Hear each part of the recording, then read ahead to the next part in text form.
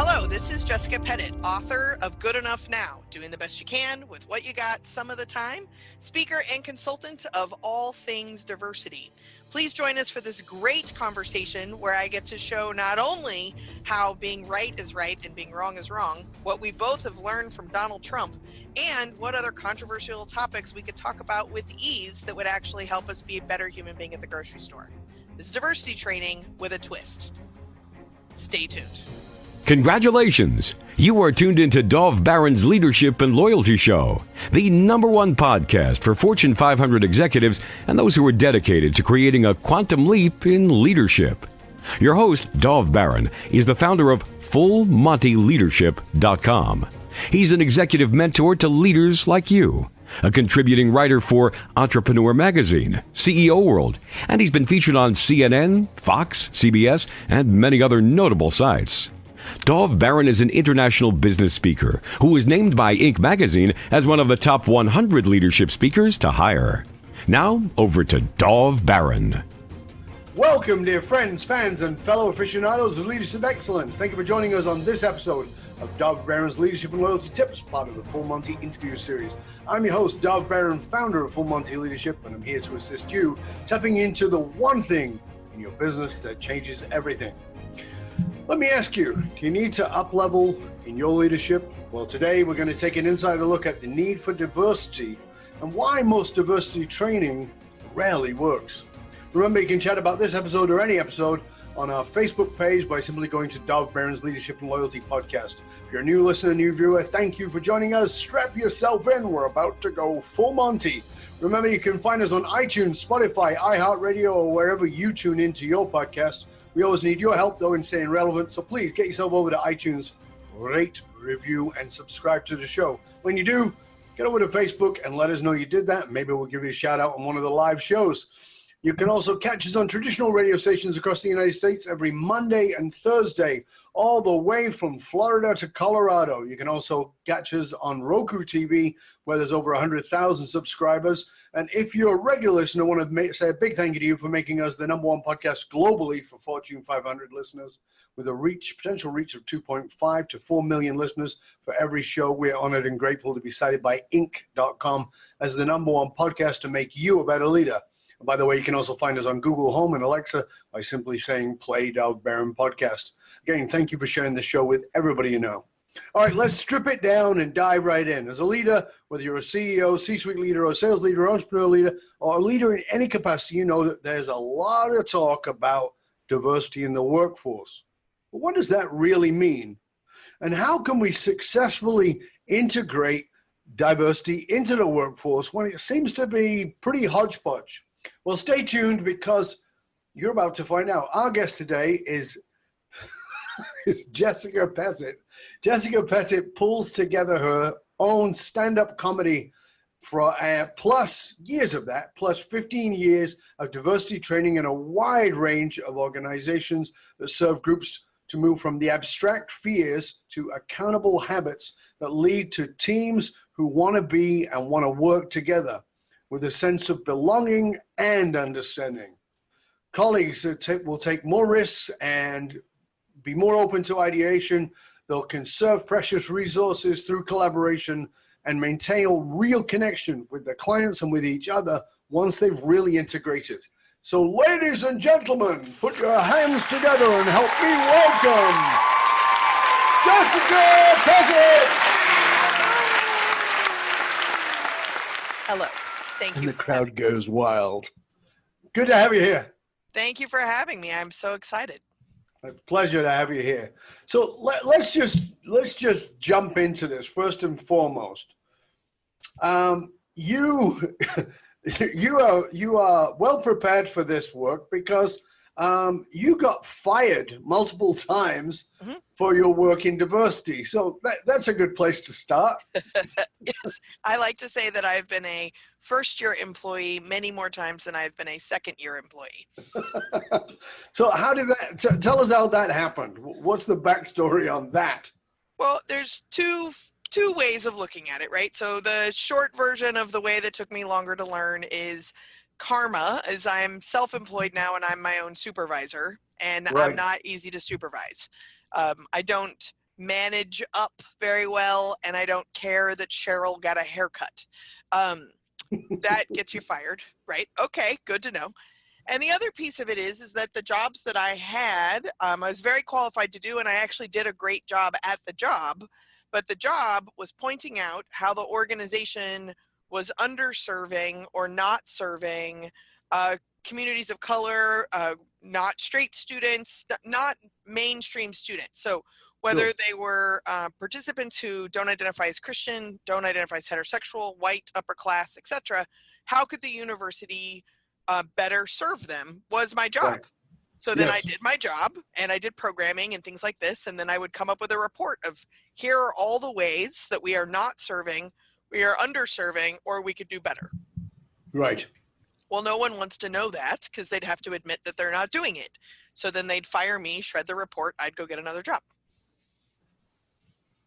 So hold on a sec. Your job is to show us how we're lacking in diversity. Then when you show us, we'll fire you to show that we're not lacking in diversity.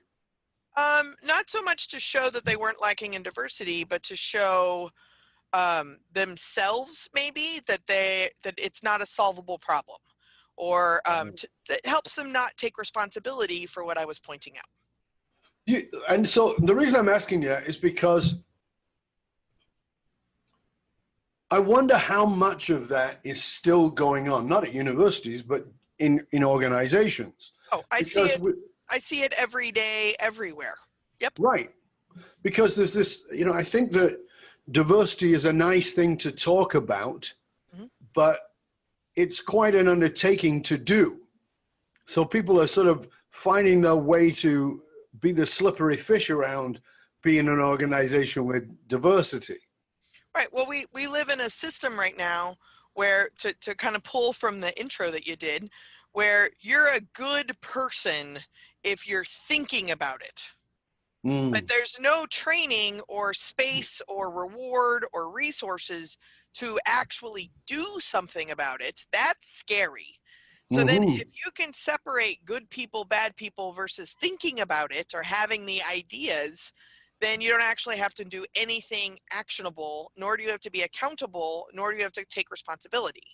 The people who are interested in doing that, like you may be familiar with diversity work, but diversity, equity, and inclusion typically are kind of the three main ways that we need to really look at shifting our culture so we treat everyone in an equitably important way, and that leads to diversity. But we kind of get stuck at the idea or quotas or something, and we never make it all the way through. So let's boil it down to the very brass tacks, because I think that for most people, it's, we had this idea of racial equality, and so diversity, for many people, that's all it means. Then it became gender, and it became, okay, well, we have to employ as many women as we do men. But I would like to hear from you, because this is your specialty area. Tell us what diversity really means, because I think a lot of people are very simply confused. They don't actually know what it means. They hear that word and they'll use the word because it's the right word to use, but they don't really know what it means. Well, it's a trick, right? So I like to compare it to alcoholism. There's a fun little twist that you probably weren't expecting. So I've been sober for 15 years. Right. And when I was a heavy drinker, I would tell myself, well, it's not like I ever acted like my own grandfather, right? So my grandfather once was caught riding naked on a horse through his city square. Okay, I never did that. I clearly don't have a drinking problem. So as long as your grandfather thought he was Lady Godiva. Right, exactly. With a shotgun singing songs. It's only in Texas. Right. So, welcome to Texas. As long as you have a goalpost of what you're not, then it's really easy to just assume you're not. Now, the whole time that I never rode a horse naked through my city square, I am still an alcoholic. I don't even drink alcohol anymore, and I am still an alcoholic. Of course. And part of getting sober is you have to admit you're an alcoholic, and that's also a trick, right? Because people who are trying to help me trying to let me know I'm an alcoholic, my response is, no, I'm not. And the first step or whatever is denial, right? So Of course. flip alcoholism to privilege, and people are Right. like, no, I don't want to have this conversation. But the bonus of privilege is that you don't even know you have what you have because you're not aware of what you don't have, or that other people don't have what you have, right? Right. So by design, it is hard to put your hand on. So when you say, like, what's the definition and people are confused, it's by design. You're supposed to run away from these conversations from a privileged place, and then from folks who experience being silenced or marginalized or left out or undervalued. They are telling us, they have been telling us their whole life, no, this is a problem. This is a problem. But until it's a problem you experience, you don't believe it's a problem. So they continue stating it. I continue stating things I have problems with, but they fall on ears that are not experiencing those problems. Mm-hmm. So then nothing happens, right? Like, you just get rid of the people who keep yelling about stuff. So Right. when you have a diversity plan, right, or like a strategic plan, or you hire a consultant to come in, right, we start with measurement. So we Right. talk about how many different identities are present and how many people we have those identities. When I do education around particular marginalized identities, like I like to pick trans community, for example. One of the first questions I get about trans men or women or gender nonconforming people is, how many of them are there? I don't know. Like, how many people like pickles? I don't know. It's subjective. Sometimes I'm really in the mood for pickles. Sometimes I'm not. I can't count. And when we start talking about gender, people's gender identity expression changes and evolves over time. But you shouldn't have to have a number in order to get started to actually just listen to people, right? So I see. what diversity ought to be is us being so stoked and excited to learn that other people are experiencing things differently than us. Like, tell me more. I want to know more. Another thing that I've noticed on Facebook that I would compare this to is there's a theme going around right now of how many years old were you when you discovered, and then it's something that's super easy. So, like, let's take the FedEx logo actually has an arrow pointed in it between the X and the E, right? Yep. So, whoa, now you know about it, you'll see it all the time. Sure. So when can we take responsibility that we don't see everything, and that somebody else sees something or is experiencing something that we don't, and we don't have to be threatened by the fact that we didn't know that, and we don't have to be threatened that now we do know that, but we could look at it as an advantage. But do you think that people feel shamed by that ignorance? I think it's a lot easier to feel shame and guilt than to do the right thing. Because shame and guilt just keeps you, it's just house pillows or different curtains in the same ways of being. But nobody wants to feel shame. And so, they avoid that shaming, because I'll even hear things like, well, your mom and dad did the best they could with what they know. Yeah, actually, no, they didn't. They had their own shit and they never dealt with it. That's different than they did the best they could with what they knew. So there's this division of accountability, which I know you're talking a lot about. This division of accountability and then the division of, well, it was generational, or it was, there's some thing else to put it on. And I don't think that people like to, human beings, because of the psychology point of view, human beings don't like to be wrong. We don't like to admit we're wrong. We don't like to admit that we were ever wrong. And we like to think that we always knew anything. So this is why I'm really interested in this conversation, Jessica, is this getting people over this hump of admitting, I didn't realize I was privileged. And I didn't realize I was excluding people. And I need to I want to take action, but not out of shame. I want to take action because that's the right thing for me to do. It's the way for me to go. Well, and to use your words, like, if we hold in our hand, this is the right thing to do. So then I believe we feel shame and guilt to distance ourselves from not doing the right thing in the first place. And more than accountability, I really, my book focuses on self-responsibility, right? So instead of like, I don't know if my parents did or didn't do the best job they did. Am I doing the best I can with what I got? Let's focus on that. Like, my parents have been dead for over decades. How about me? Am I doing the best I can with what I got some of the time? Like, that's, for some people, that's a low bar. For most of us, it's a pretty high bar. So if we can take responsibility for what we do and who and how we are, then it's less threatening when we find out, not that we didn't know something, but that we didn't even know to ask that question. Yes. We didn't even think about it. So now you're either an asshole or you're just another person in the grocery store. Like, don't blame it on that person for being extra wrong, because you're doing it too, right?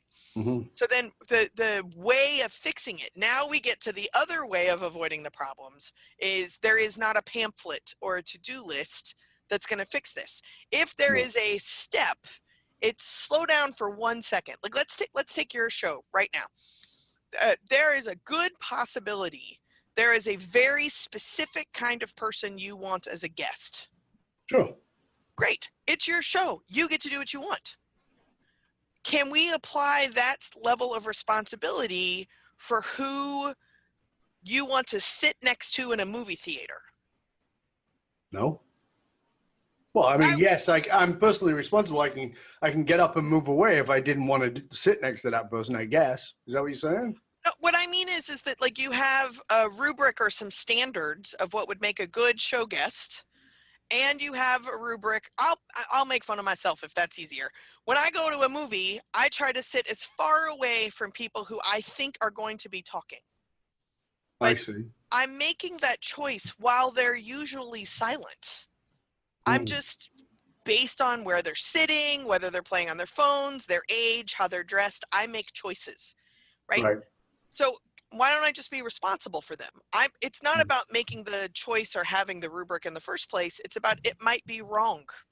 And sometimes I sit in a different place and I screwed up, and I should have sat next to that group of teenagers because they're being silent, and this old lady is on her phone talking about a cat, right? Like, I'm not always right.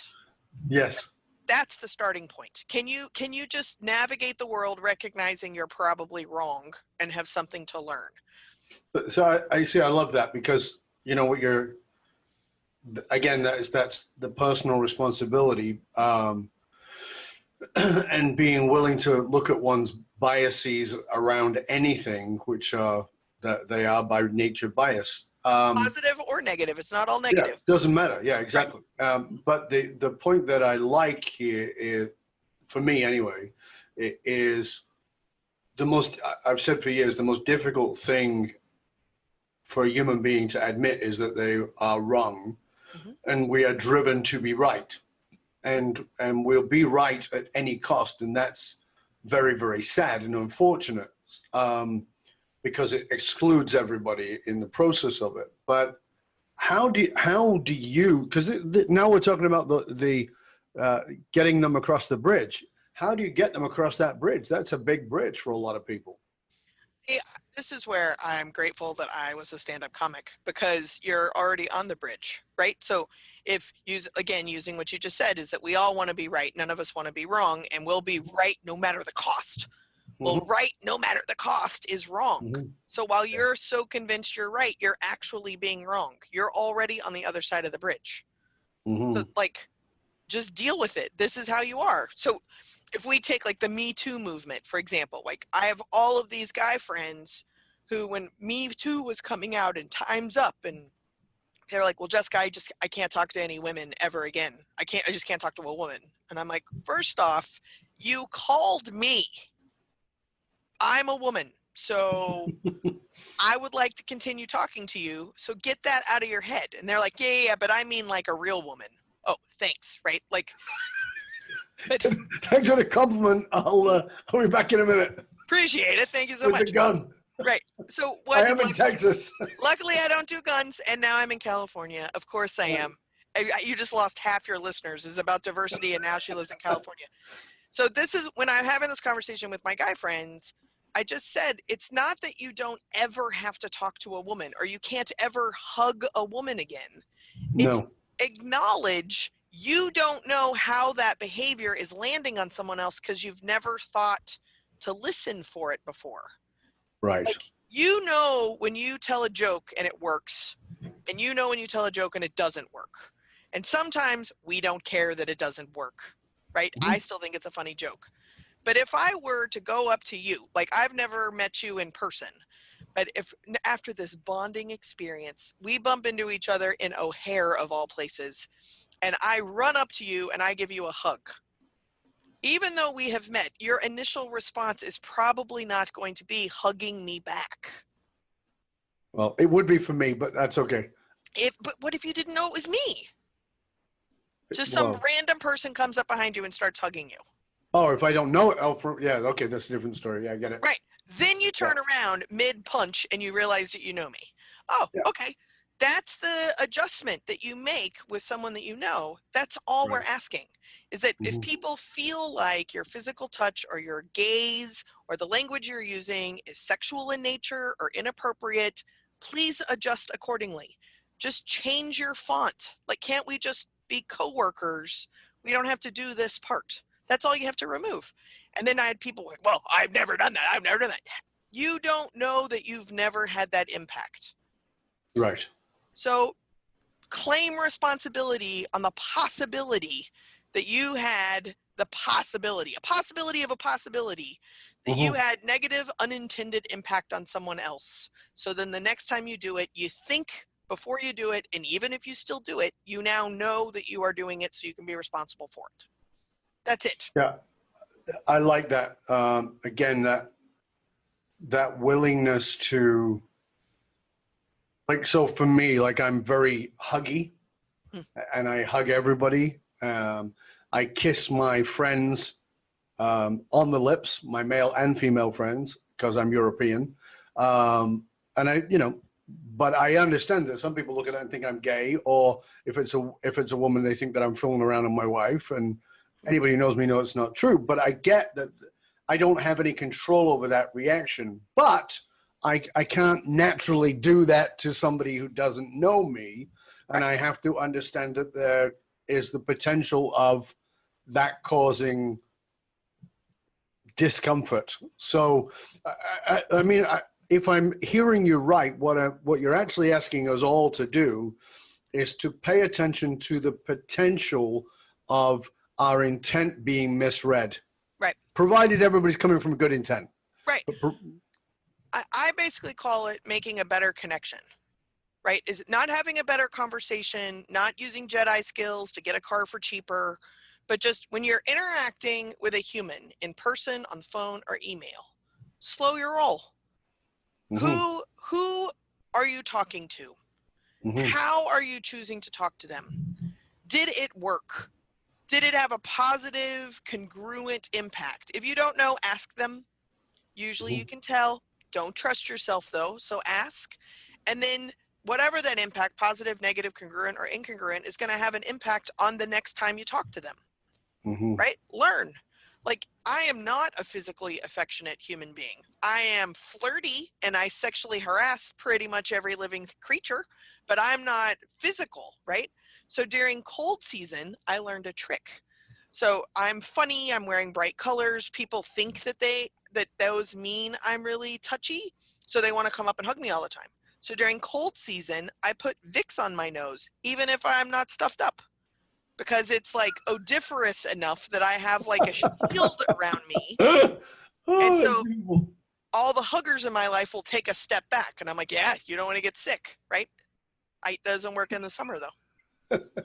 You got to find the summer version of that. Maybe it's a BO stick. Maybe. Or like coconut oil or something. Yeah. No, I like that. That wouldn't work for me. I like that. Can always use biofreeze. I'll just like, oh, ow, yes, ouch. That must be what it is. So why do you think, I mean, you do this for a living, but why do you think that most diversity training doesn't really work? Because they're focusing on, if we use this metaphor of a bridge, they're focusing on the landing posts of the bridge, or they're blaming somebody else, right? Like, We are not more polarized now. We are not more violent now. We are not more aggressive now. It is not Trump's fault. We have been doing this all along. We're just changing what we're blaming it on, or we're stuck in vocabulary, or we're stuck in like bottom line profits, return on investment, measurement, counting, but we're not paying attention to how we show up as an individual in a grocery store parking lot. And until me as a person, when I'm, quote, off the clock, can actually show up in a responsible and thoughtful manner, I'm not available to listen to people. I'm not available to hear how their experiences are similar or different to mine. And I'm not open to being reflective of my own lived experience and what it's taught me. That's why it doesn't work. Plus, they're not fun. Yeah, so let's go to that, because we've crossed over into an area now which I think is, for me, is a very important area, which is being a conscious, aware, consciously developing human being. And let's face it, most people are not, and most people have no interest in. Most people are comfortable, and they're not willing yet.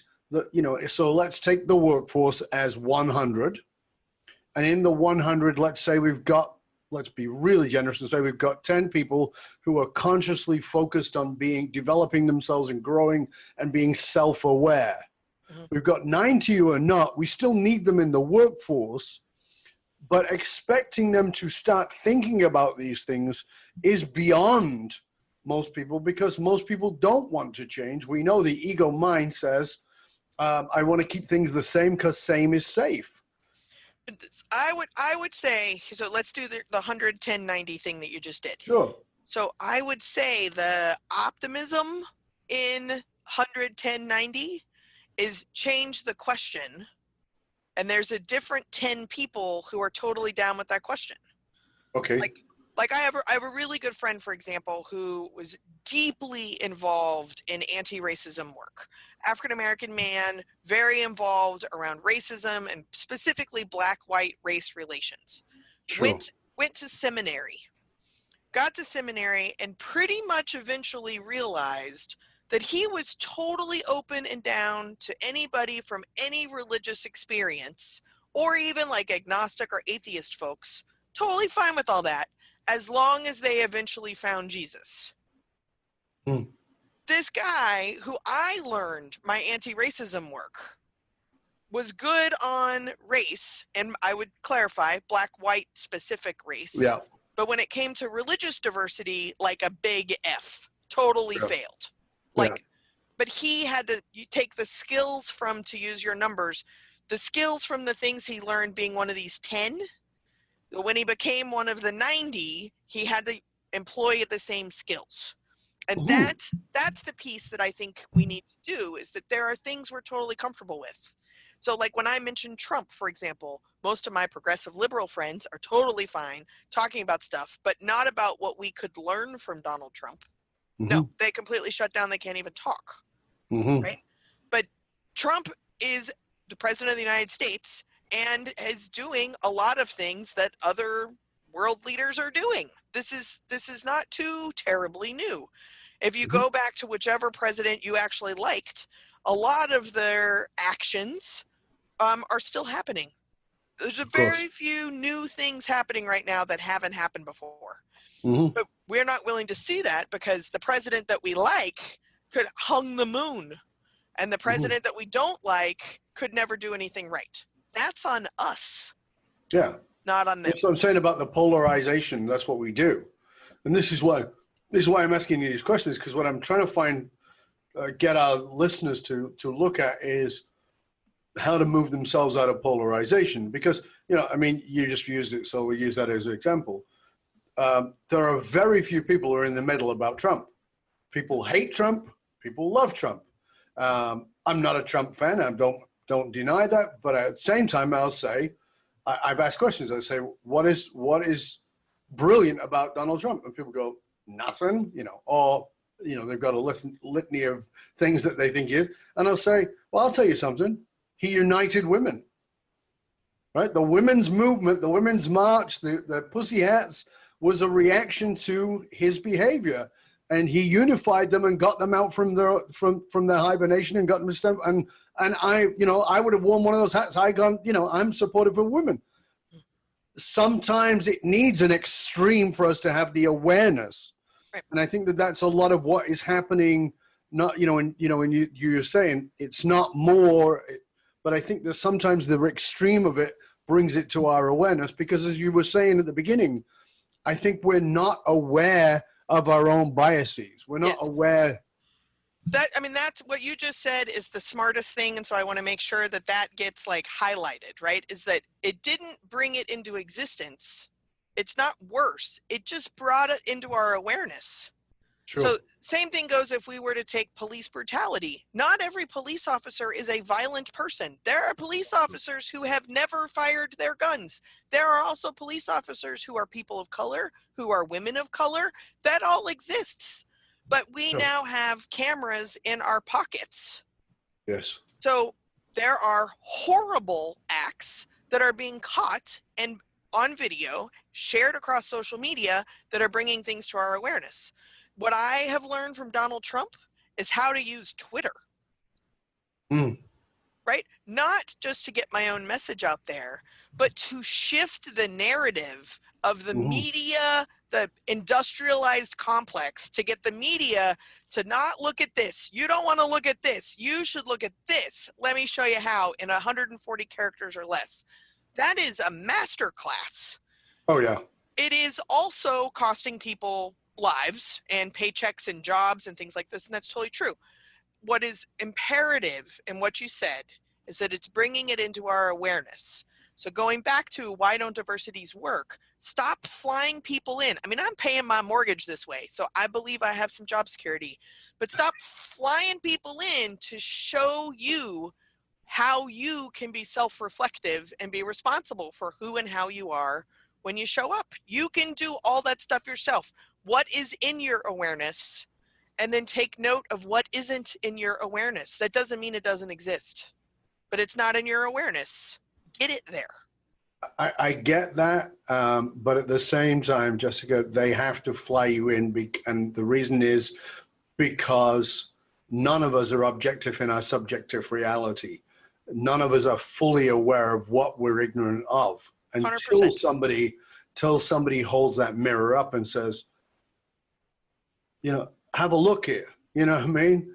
It's under the nose. You can't see it. But my position, so first off, yes, you should totally hire me and buy my books and do all kinds of things. That's exactly what you should do. And mine. Oh, absolutely. Cross-reference, cross-pollinate. We don't realize what we know, let alone what we don't know, right? So here's another bizarro example. My husband really likes potatoes, and by really likes potatoes, I mean it's like a religious experience, a potato. So when we were dating and I made baked potatoes for the very first time, I am from Texas. I believe this is a Texan thing. I made a baked potato. I cut the baked potato in half. I added butter. I added sour cream, and I added cheese. To which my husband responded, You have 3 different forms of dairy on your potato. And I'm like, what? This is a baked potato. I've never had a baked potato without butter, sour cream, and cheese on it, because why? Why would you do that? It's not, so he was totally judging me for my dairy use, 1. But 2, was not conscious of the choices I was making. I was being habitual. By definition, that is what makes a baked potato. When he said I had 3 forms of dairy on it, it was like gibberish. Like I have never thought about it. That's it.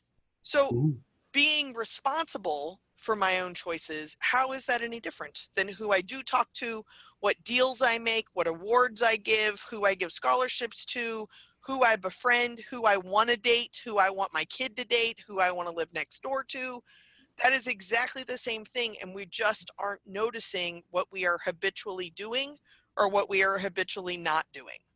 Yeah. And as I said, I think that is, for me, is where the rub is that people are not None of us are fully objective in our own subjective reality. And I think that, it's one of the reasons I've said to people, people say, are you in favor of therapy? And my answer is always, yes, I am. I'm not in favor of bad therapy, but I'm in favor of good therapy because it gives you an opportunity to see something you had not seen. Yes. And I'm not saying opinions, I'm saying the objectivity, the ability to go, well, is it really about that? And sometimes it's as simple as that question. Mm-hmm. And I think that is what has to happen in this context, is to ask the question that we've not asked. And I think that sometimes that's the training, is to ask the question of our own biases, not of the how many mixed gender people do we have and what color, but let me ask the question. Right. Or right? My favorite follow-up question I learned from my therapist, which I do agree we all need a good therapist, is what if it is? Mm-hmm. Right? So like, this is absurd. This doesn't make any sense. Why would this ever be? What if it is? Like, just play in the pool of what if it is true? What if it is real? What if it is? Play in that pool for 2 minutes. You can always go back to your original opinion. Yeah. Like in all of the research I've done on Martin Luther King and Gandhi, my biggest takeaway from Mother Teresa as a social justice role model is question what you believe in. And if you come back to what you are questioning, you will believe in it that much more, but you'll also be able to explain it to somebody else. Yeah. But we don't question what we believe in. We don't question our values, nor do we often even take note of our beliefs and our values. We just assume they're the same everywhere else, which is why I put 3 forms of dairy on a mashed potato or baked potato. Mashed potatoes are treated completely differently. Why? I should question that. I should question what I believe about politics or religion, or why do I hate professional sports so much? Why? Mm-hmm. What if professional sports are great? Mm-hmm. Okay, well, I got to sit in that for 2 minutes. What do they do that's great? What are we learning from Donald Trump? Like, what did Barack Obama, for my progressive friends, what did he do that's annoying? Hello, drone wars? Let's start there. Yep. That's being intellectually responsible for your own ideation and your own accountable action items.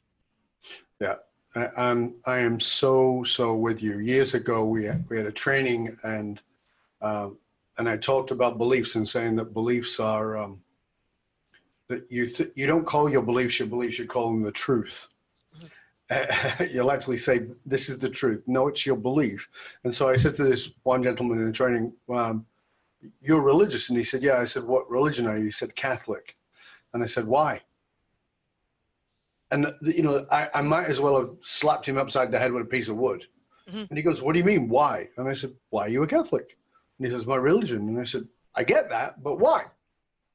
And he was really pissed off with me. And I said, it's not yours if you adopted it. Right. And he said, what do you mean? I said, most of our beliefs are adopted or indoctrinated, but they're not chosen. When it's chosen, it's yours. Mm-hmm. He was definitely upset with me. I bumped into him like 3-4 months later on the street here. Did you hug him? I did. Okay, because I'm a hugger. And I was really happy to see him because I actually really like the guy. I'm putting Vicks on my nose. Yeah, I saw that. And I said, hey, how are you? Good to see you. And he said, good. He goes, you really pissed me off. I said, I know. It's kind of part of what I do. And he's like, yeah, he goes, and he comes in and gives me another hug. And he goes, I really want to thank you. Huh. And I said, oh, that's nice. Why? And he says, because I'm a Catholic. Nice. Yeah, exactly. Right? Yeah. Because it now was a choice. It wasn't indoctrinated. It wasn't because his mom and his dad were, which is what it was before. Mm-hmm. But in that 3-4 months, he'd gone away. He'd counted that. He'd looked at that. And one of my examples that I brought up to him was the one you used, which is, have you read Mother Teresa's diaries? Because they were published. And he said, no. I said, you need to go read them because she doubted her Catholicism. She doubted her belief in God. And that's what made her such a powerful force. It's actually not our indoctrination in the belief. It's our willingness to question it. Right. The idea that I am a racist is insane. Right. And what if you are? And what if I am? Yep. I'm married to a person of color. I grew up with people of color. I am not your average white. I suffered persecution as a kid because I was Jewish and the only Jewish kid in the class, in the school, actually. So I got beat up and bullied for not being one of them. Mm-hmm. And what if I'm a racist? And it was like, oh, that makes me crazy. But yeah, you know what? Let's have a look at that. Mm-hmm. And absolutely. It's like, and so do I still say racist things? Absolutely I do. I'm politically completely incorrect. But I don't do it with people who don't understand where I'm coming from. And right. If somebody said, I'm offended by that, I would go, I'm genuinely very sorry, and I won't do that again with you. And this is the key piece. You make notes, right? Like, this person you can't do this with. Okay. Exactly. So then either the next time you're with that actual person, you may or may not remember your notes. What we are also likely to do is when we are with someone that reminds us of that person, accurately or not, we will modify our behavior because of that, right? So it's not about never making judgments and assumptions. It's about recognizing that you do. That makes us feel safe and prepared. There is nothing wrong with feeling safe and prepared. What is potentially troublesome is what we do with them.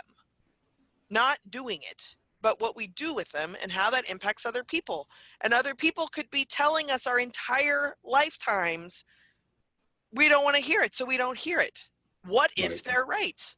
Exactly. Listen. So that's why I say leave room for edits. You can write a story, that's fine. Print it out triple spaced, extra wide margins, but leave room for edits. Yeah, I now know you are a touchy person.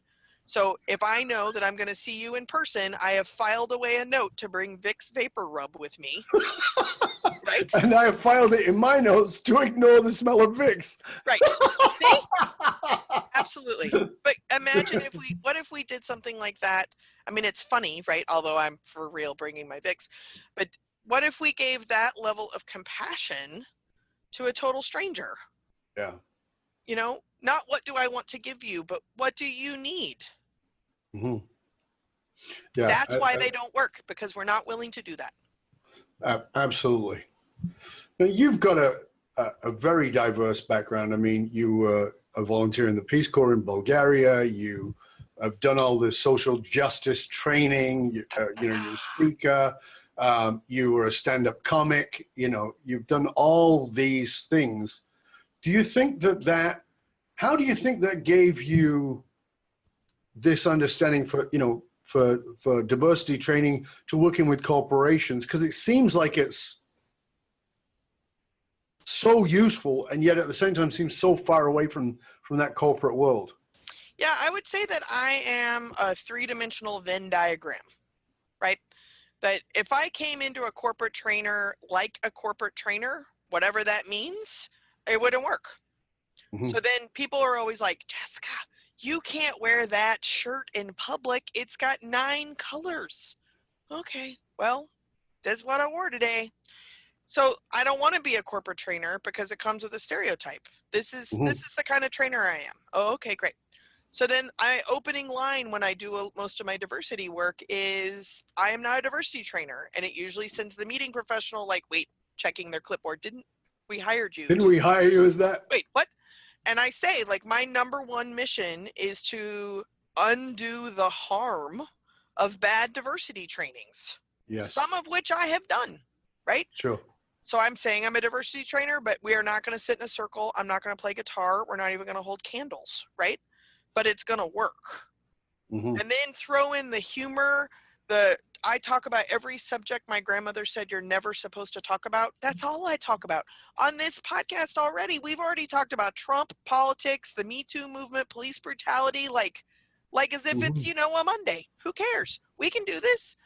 But if we can have a conversation about difficult subjects in this setting, imagine how much more capable we are to actually have a difficult conversation in a real setting that is actually difficult.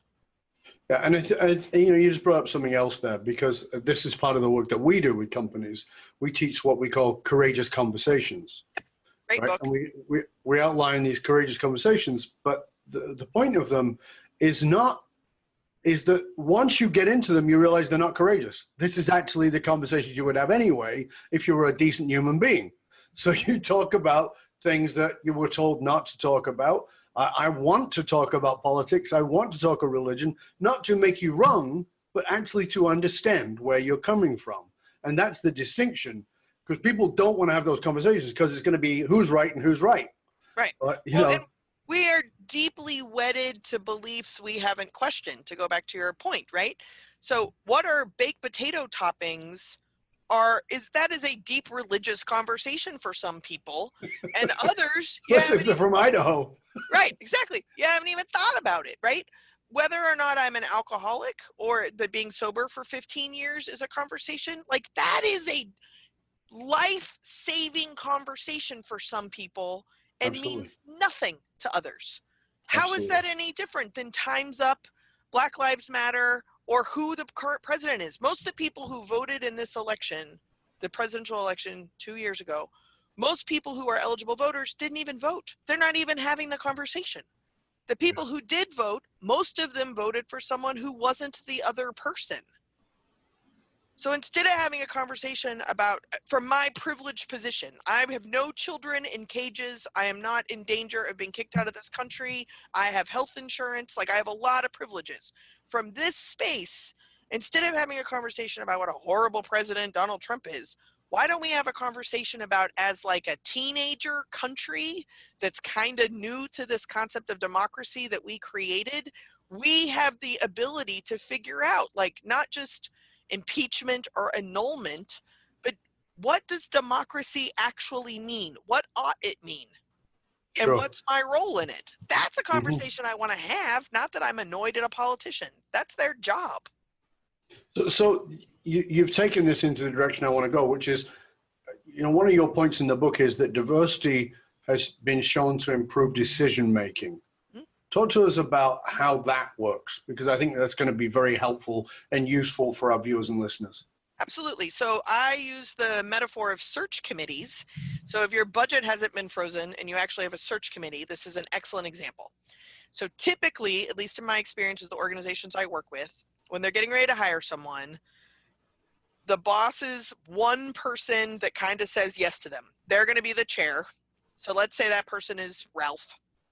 Ralph is going to volunteer his close friends that he actually wants to spend time with to sit around and be on this stupid search committee. They're going to look at resumes. They're going to pick somebody they want to have a beer with. They're going to interview some people they don't want to have a beer with just to make the ones they do want to have a beer with look better. And they're going to hire the one they want to have a beer with. And then they may or may not accept the job. They may or may not come and get trained and onboarded. And they may or may not still be there a year later. Right. That is pretty much search committees, right? Yep. So when I do work with organizations who are doing a process, I'll say, can I take control of your search committee? And they're like, I don't understand why. And I was like, if you let me take control, I guarantee you that they will make a better decision. And if the person they hire is still there 1 year later, we're good to go. If they're not, if they leave within a year of being hired, I will give you all of your money back. That's kind of a bold statement. Good best, yeah. Never written a check back, and I do have integrity, so I would if I needed to. Because what I do is I have a model that I use in my book, and I pick the 3 people in the organization that lean the strongest towards the 3 edges of the model. So I'm not going to get all into the model, but like heady people tend to be more detailed. Hardy people aren't necessarily emotional. They're just ideation, big idea based. And action people are not workout freaks. They just like to do stuff. So I get the doer, the ideas, and the details, the 3 of them in a room. I know I've done well in the first in-person meeting because they're all like, why are we sitting here? I don't even know these 2 people. Perfect. So then those 3 people review the resumes to find someone that all 3 of them agree with, because the system itself of hiring is problematic, right? So all 3 of them have to want to drink a beer.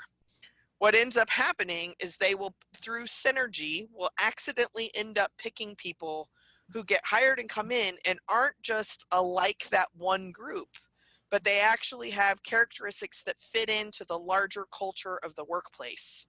So then you only have to hire one person, you only have to train one person, and that person sticks around. Fabulous. Promise. Brilliant. Love it. Love it. You said that your message, your own message, saved you from burnout. Tell us about that. Doing the best you can with what you got some of the time. So What does that mean? For me, I was doing diversity trainings and speaking, and at the peak of my burnout, I was doing 180 to almost 200 contracts a year. Wow. That's a lot. I live in the middle of nowhere, so flying in and out of here is very, very hard. Mm-hmm. And it got to the point where I was being asked the same questions. I was doing the same work all over the country, all age groups, same, no changes.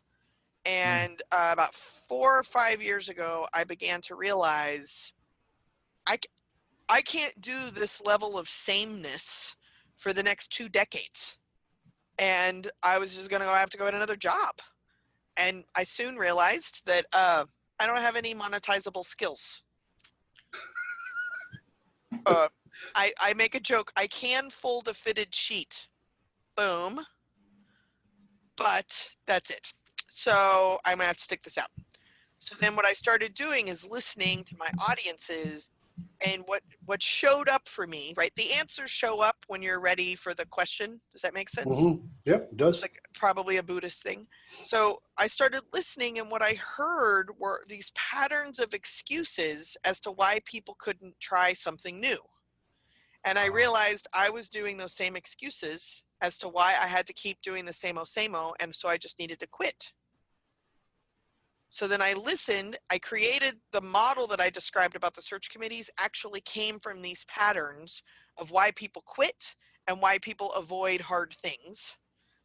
And then from those patterns, I discerned if I took away perfection and instead of 2 decades, let's say 5 decades, what could I still do? I took my diversity trainings. I kind of disguised them more as communication or team building trainings so that the right people who need to be there are mixed in with the people who want to be there. Right. And I lowered my expectations. I'm just going to try to do the best I can with what I got some of the time. That's good enough. So you lowered your expectations on yourself? Yeah. I think from a place of ego, my previous work believed it had the answers. Right. Well, if that's the case, then I should eventually be asked different questions. Mm-hmm. Oh my God, what if I don't have the answers? Right. Well, then I have to quit.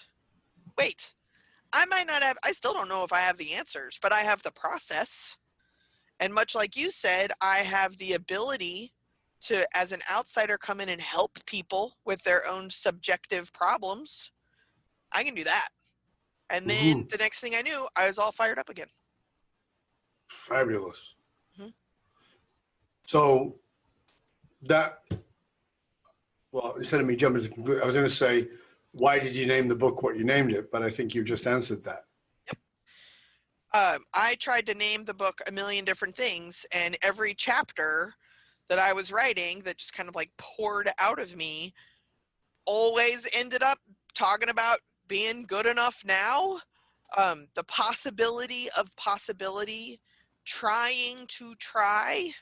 If trying is too hard, just try to try, right? Like that kind of second step removal really makes good enough now possible. And I think of the Indiana Jones image where he has to take the leap of faith and there ends up being a bridge there, but he can't see it till he throws all the rocks out on it. Indiana Jones, everyone, Netflix. Anyway, so it's the leap of faith, right? So while you're like inhaling and holding your breath and you're like, okay, let's see if I can be good enough to do this. And you take that step, the measurement of success is doing the best you can with what you got some of the time. Yeah, and then it just happened, right? My favorite part about my book is it's the first book I had that I used a publisher for. And when the copy editors came back with the covers, I hadn't visualized this yet, but the cover is I happen to have one here. The cover is a bullseye, and none of the arrows are anywhere close to the bullseye. Yeah. And what I love about it is that you might not be solving a problem, but it's the right activity. Mm-hmm. right? Like you're not making a bullseye. That doesn't mean go make biscuits. It means keep throwing arrows, right? Like it's the right activity. It's just not perfect. Great.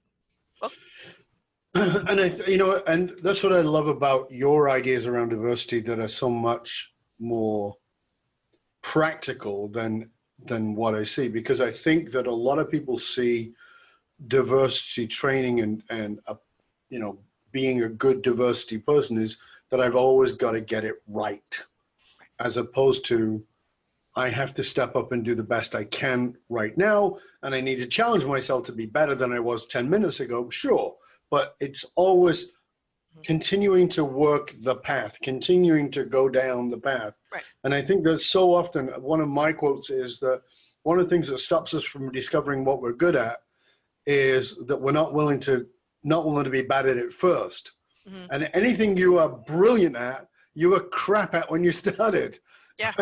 I was a terrible speaker when I started. Now I'm in the top 100. But guess what? I was crap. Right? Yeah. When I first drove stick, I grinded the gears. Now I can eat a sandwich, I can change gears, eat a sandwich, have a coffee, and have a chat on the phone all at the same time. It's so funny. I drive a stick as well. And that was like a rule in this relationship, is that we would never have an automatic car. And I distinctly remember being like, what? Like, why? They make automatic cars. Why? Why would you get a stick? You know why? It absolutely improves the experience of driving. Yeah. You are so present and so in touch with what is going on that even if you're eating a sandwich and having a call, etc., you still are paying attention to where you're at. It is the most zen experience I've ever had. And I will never have an automatic car again unless I'm renting a car. But the questions that you're bringing is how being right? A lot of people are married to this, but how's that working for you? Like, exactly. Do a little self-assessment right now. What are you 100% nailing right now? And like, I can't even say that about laundry, right? Like, that I don't know what I could possibly think I'm 100% right at. So then when you get to the place where you're like, okay, I don't have to be perfect. And it's important. Don't make an excuse, right? Like I work with a lot of hospitals and medical professionals. I'm not saying like left knee, right knee, whatever. Like that's not what I mean by good enough. But I mean, are you willing to take a step forward and try and be open for rooms of improvement? Yeah. Be open to those edits to figure out how you can get better. I don't know if I'll ever drive a standard with my knee. But it's not because I'm multitasking or lack of multitasking. California, it's illegal to touch your cell phone while you're driving. But it's because I love driving so much. Yeah. I don't want to be that passive of a driver anymore.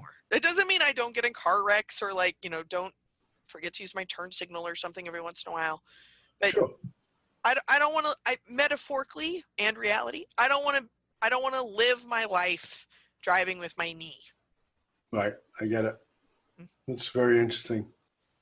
What talking of driving, but more internal driving, what drives you on a shitty day? We all have those days where you wake up and you want to crawl into the blanket. Masterful transition. That was very impressive. What internally drives me is probably humor. I'm addicted. I mean, as an addict, right? So I'm addicted to the sound a room makes when it allows itself to laugh. And I find the closest I can do that on my own without being in like a coliseum or something. The closest I can do to that is to allow myself to giggle and laugh, right? There's a thing on Facebook today is French bulldogs, little French baby bulldogs all curled up sound asleep in McDonald's French fry coasters. So they're French fries. I don't know why. Why'd that make me laugh so hard? It made me laugh so hard I woke up my dog. And in my work, there's not a lot of frivolity. I mean, I studied genocide for fun. and a French bulldog puppy and a McDonald's French fry thing, it's going to get me. Right. That's what drives me, because it reminds me I'm alive. Mm-hmm. I'm in ruts all the time. I mean, I have depression issues, I have anxiety issues, I have addiction issues. If I'm not catching an airplane, I sleep 12 hours a day. So I'm like some kind of marsupial or something, and have to motivate other people to do stuff. And the best way to do that's to try to motivate myself. That's fabulous. I love it. I love it. What's something you maybe did for a long time that you realized, thinking probably it was really good, but it actually blocked you from your success? Oh, having an agenda.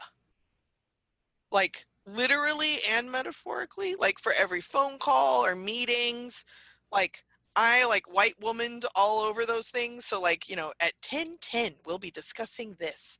And at 10:37, we will take a 3-minute break. I gave up on that. That's fabulous. Yeah. What is something you do that other people see as being like, they look at you and think you do it with such great ease, but it's not easy for you, or it wasn't easy for you? Well, I would say not easy is making any topic funny, because it's a fine line between offending someone too soon.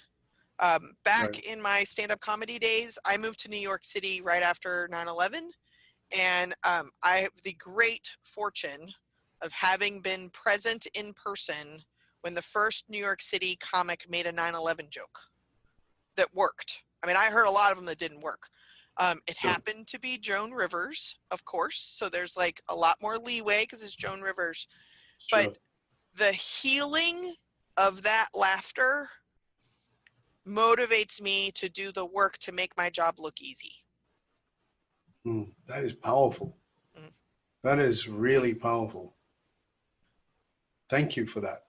Absolutely. That's really insightful. Do you want to know her joke? I do. It's not funny anymore because it's been too much time, but I'll tell you the joke she did. I love Joan Rivers, so it was... I know. You can't help it, right? So, Do you remember the theme in the weeks after 9/11? What we all said, what our mantra was after 9/11?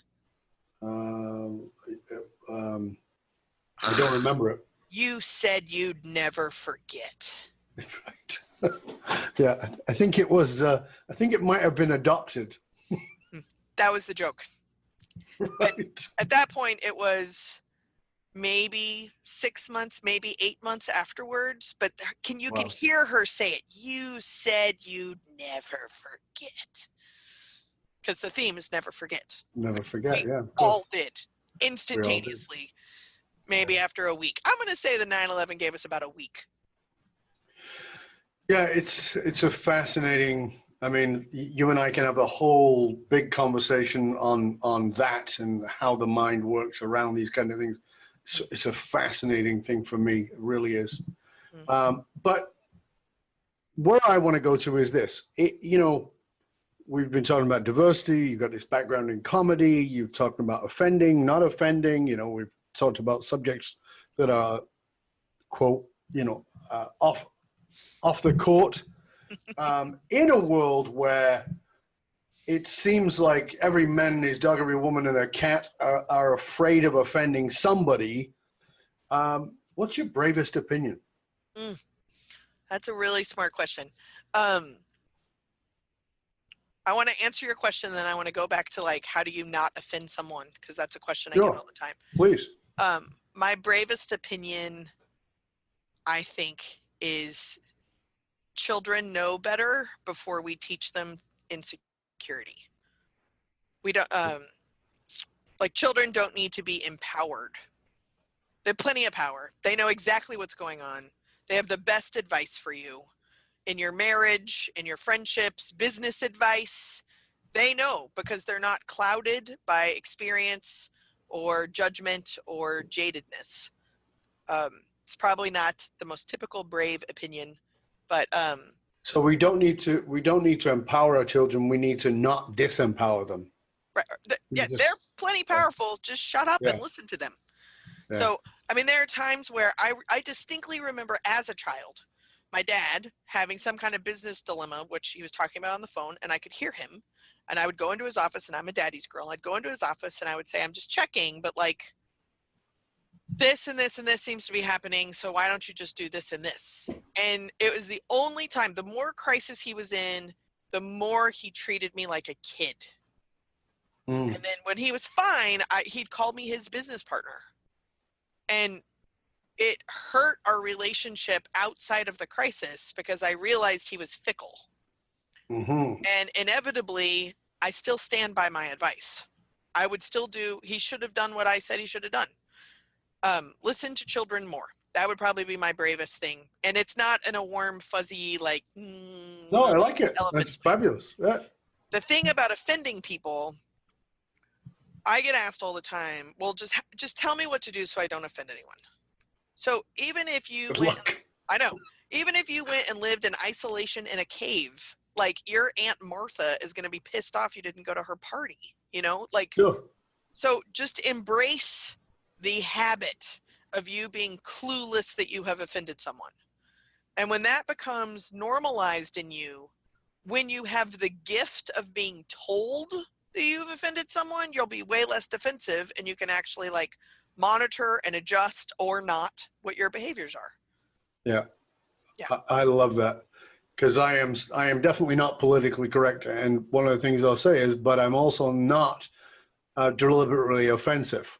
So what that means is, if I piss you off or I hurt you, we both got to look at what that is, and I'm willing to adjust my behavior. But you got to look at your own accountability in that, because you've got to be willing to. I love what you just said. That it's really powerful and really important.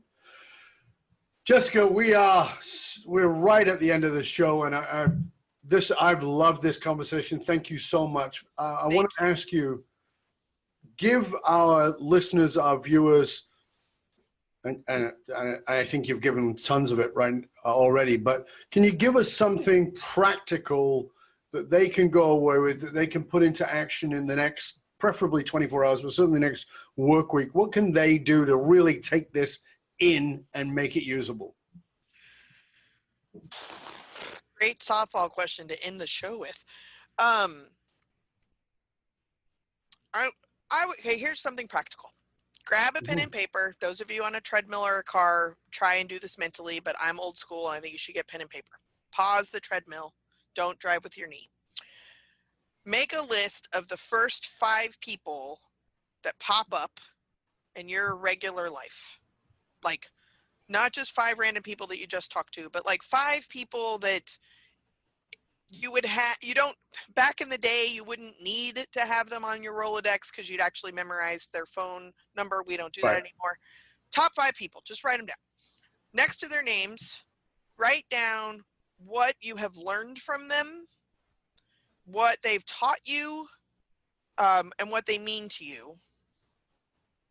And for some of you, you're like, whatever. Like, notice that you're probably pushing back on the activity. Like, just do it. It's ink, right? Just 5 people. What is it that you really like about them or learn from them? And then I double dog dare you in the next 7 days to tell them. Right. Everybody has time for a compliment. If you work with them that closely and you haven't told them this, imagine what it would mean to them to hear it. If you have told them this, everybody likes a repeat compliment too. But that will show you who is your immediate realm of influence and what you're grateful for that realm of influence. And it'll shift how you're showing up. That's one direct takeaway. I love that. I think it's great. And, I would like to add something to that, if that's okay. And Feel the free. thing I would like to add to it, this is, if you find yourself in your mind saying, but they know that, you're wrong.